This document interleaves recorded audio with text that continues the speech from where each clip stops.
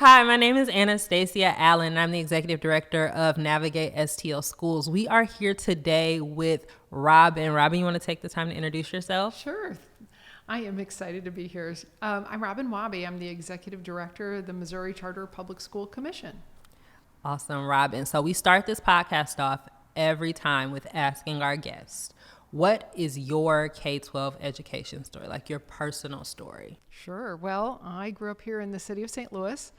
I graduated from the same high school my dad did, which is kind of a St. Louis-y thing, right? But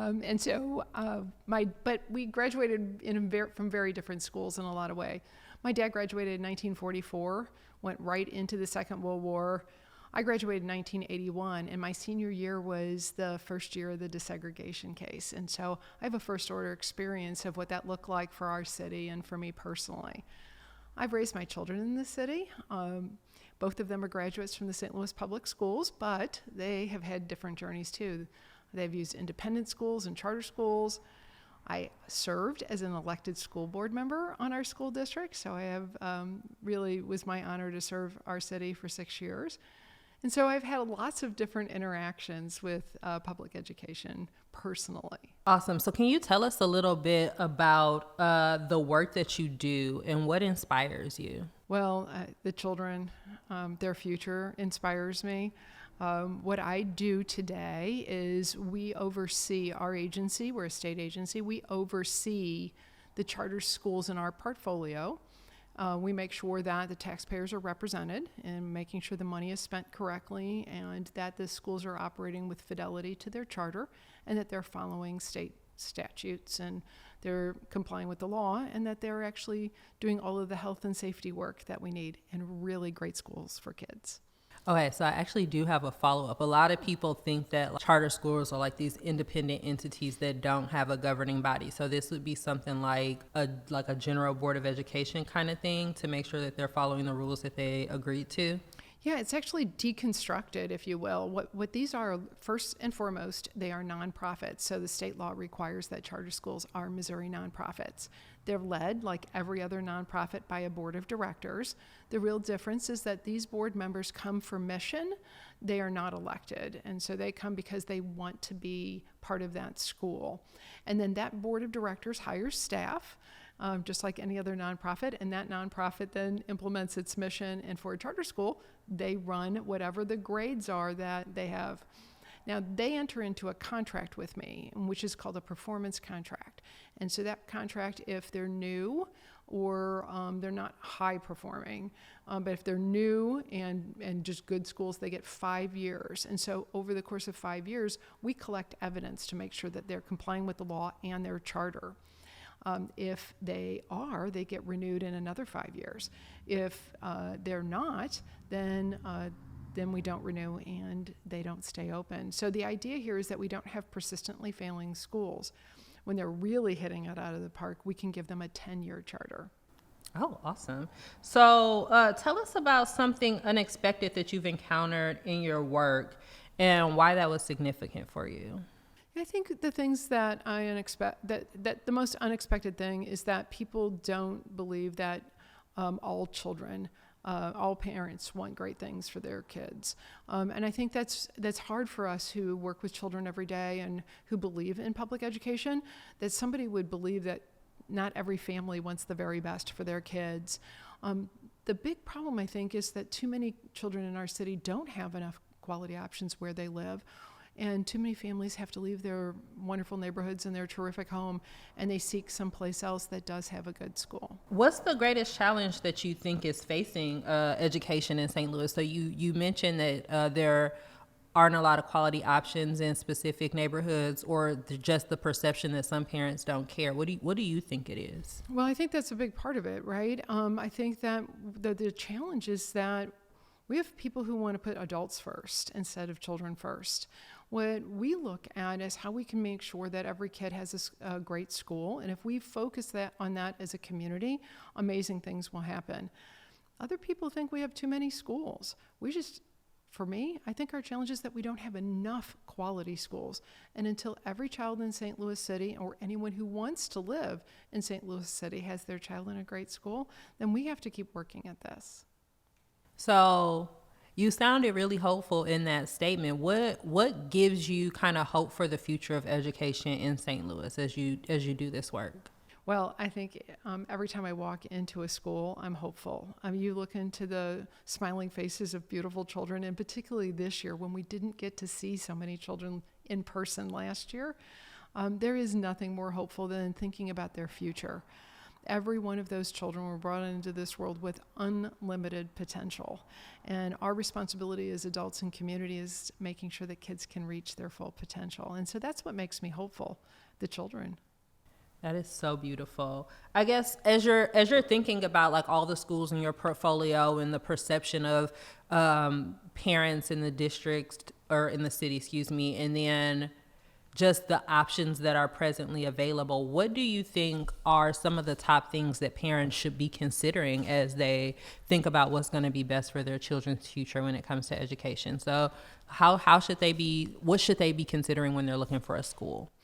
Well, I can tell you that every parent is an expert in their child. And so the first thing they should be thinking about is what do they know as the interests and likes and dislikes of their child that they're learning, what comes natural to them and what do they have to work at? What are the values that their family has? And then they have to go out. The best way to understand the options in St. Louis is to go visit. And I think this is one of the things that really makes us special in St. Louis is how many wonderful options families do have. Is this a safe place for my child? It's the first thing every parent thinks. And that's not just physically safe. Is this an emotionally safe place? Will my child be cared for, loved, and respected? Are the adults in this building, are they energized, enthusiastic, caring, or are they tired and angry or unfriendly? Are you greeted with an openness? Do the people who answer the phone can't wait to meet you? Or is there difficulty in getting anybody to return your calls? All of those tell you something as a family. And then you match your child's interest and their own temperament, your family values to those experiences, and then you'll find the best fit for you. So as you weigh what is happening with how parents should be making decisions, and you are in your professional world trying to help schools stay on track with what they're able to provide, what do you think it would mean for public education K-12 in St. Louis to be reformed? And what can schools be doing differently so that they are meeting the needs specifically of children and not catering to like the ideas of adults, as you stated before? Yeah, I think what we have to continue to do is keep our eye on the children. I think there's a lot of noise out there about adult interest, and that's a distraction. So those of us that are building community block by block have to think about what is it that we need here. Community members who want to make sure that there's great public schools have to become active in it and understand really what this landscape offers. We need more people engaged in this work, serving on local school boards, running for board election. There are magnet schools and district magnet schools and charters and neighborhood schools. I mean, you can't live in a place that has as many options as St. Louis, right? And so the cost of that is you got to do a little work, but the benefit of that is so great. And I think for anyone who has had more than one child, you have to scratch your head and say, how did I make two different people, right? And so even in my own family, my children are different. So how is it that I would just simply send them down to the end of the corner where the school building is? Families are savvy about what they want for their children and what their family believes and what their community needs. And so they want to seek those. I have one child who is very artistic and very interested in it. I have another child who's very much interested in sports. We found different schools to meet each of those child's needs, but eventually they ended up at the same high school and graduated, and they live very different lives in different professions. And so I think that's the story for most of us. What a wonderful place St. Louis is to be able to have so many great options. So I think the charge here is to be knowledgeable, to go and seek information, and then have first order experiences. Go visit these schools. There's so many good schools here. So you have talked about just the different options and the wide varieties that are available. But one of the things that we hear a lot, just in the region and kind of the realm of education, is that charter schools are bad, or charter schools are taking kids from public education, and there are just lots of miseducation out there. Like, there are lots of people who don't even understand that charter schools are public schools that are available. So what do you personally think is at the heart of the divide between charter schools being good for the community or charter schools being a detriment to the public school district? Yeah, I think it's really about money. Sad to say, when we get down to it, when folks want to focus on the money, they're going to talk about all of these things that are around, again, these adult interests about control and whose resources are there. For those of us who focus on children, we're going to focus on what's in the best interest of children. And in this community, we have a lot of kids who don't have their needs met on a regular day, whether it's food insecurity or even the health and safety of the places they live. So we as adults who really want to live in a civilized community, who really want to see the growth and the vibrancy of St. Louis, we have to be the voice for children. If you're going to be the voice for adult issues, you're going to continue to see division. If you're going to be a voice for children, I haven't met anybody who's a voice for a child that doesn't want to work for the betterment of the future of children. Parents know their children best. And if they have an opportunity to find the very best school, the satisfaction from that family goes up, the child's success increases. And I think as a community, we benefit greatly from that, because then people don't feel like they have to leave their communities to go find a better school or pay resources, which is difficult for many parents. They simply wouldn't be able to do that. The public good should be excellent. That's awesome. So when you're thinking of excellence, what do you think are the unique features of charter schools that are really speaking to some families in the region? Yeah, I think they are innovative in some ways. They do offer different kinds of missions. But I think what really makes them unique is they really do start with each and every individual child. Everybody in that building is there by choice. So we talked a little bit ago about these mission-focused board members. Well, every teacher that works in a charter school elected to do so. There was no one assigned there. Every family that enrolled in a charter school decided that that was in the best interest of their child. And so together, they come there all wanting the same thing. And I think that that's a real hallmark of what makes a charter school unique. So as you're thinking about all of this and the different perspectives that are going on in the conversation about charter schools and parents making choices and this idea of school choice, what are two pieces of advice you would want parents to consider as they are making choices for their schools? What are just the top two things that you want them to know and that you want them to consider when they're making that choice? Yeah, I think the best consumer is one who goes to the place. So you can drive by the building. It can be cool or weird. You can look online. That's great too. But you pick up the phone, call the school, see how you're treated. There's a lot you can tell about that. We have the same when we go to a restaurant, right? Or we go to a dry cleaners. If we're not respected or it's just too difficult, we're going to go someplace else. Mm-hmm. And so I think parents need to understand they have a lot of power in St. Louis, and more than in any other place, right? And so they should use that power. The second thing is, that is not the last time you should make a decision. You should be involved in your child's school. And there's so many people there that want you to be there. And now we all have our jobs, right? The teacher's the teacher and the parent is the parent.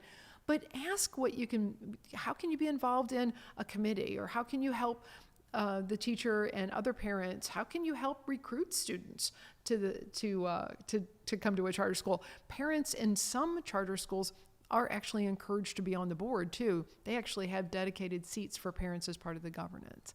So the first thing is, go and visit, go call them, be a good consumer, go do your due diligence.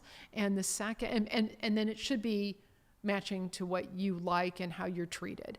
And the other is stay involved. I think that's critically important for families. It's not the only decision, where am I going to go to school? Okay, we've made that. Now I can walk away.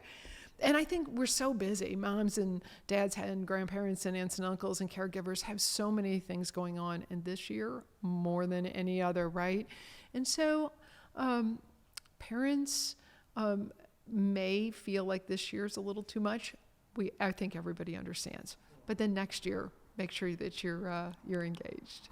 That is so amazing. So thank you so much. That's actually the end of our formal questions. So this has been an amazing conversation. I guess my last ask of you today is, what advice do you have for teachers? Because this has been a really hard time. And earlier today, you said that everybody, especially in charter schools, are there by choice.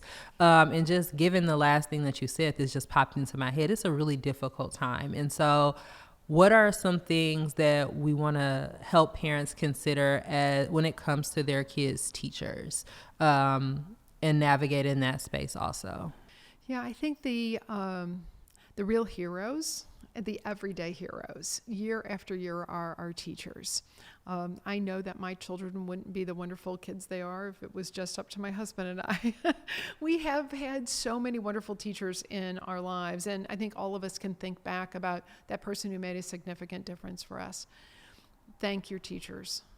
They're doing the very best they can. It's still a difficult situation. Remember, too, that many of our teachers are also parents, right? They're raising their children, or they have parents that are in need of their attention right now. So give a lot of grace, parents, to your teachers, but have a relationship with your teacher. That teacher wants the very best for the students in their care. Make sure that they know that you're available. If there's anything the teacher is a worry about or needs to make you aware of as a parent, welcome those calls, because we're all on the same team at the end of the day. The parent and the teacher are really making sure that that young person has a fantastic year. I'd also ask that all of us look to our friends and family, particularly over this Thanksgiving holiday, and with real gratitude, thank everyone who's doing their very best to make our community work. Nurses and teachers and police officers and the people who will soon be plowing our streets when it snows, right? We do need to be grateful for people who work on behalf of our community, and teachers are number one. And finally, if you have young people who are thinking about going to college, ask them to be a teacher. It's the best way that they can save a life. It's the best way that they can keep democracy moving forward. Awesome. Thank you so much for talking to us today, Robbyn. Thank you so much for having me.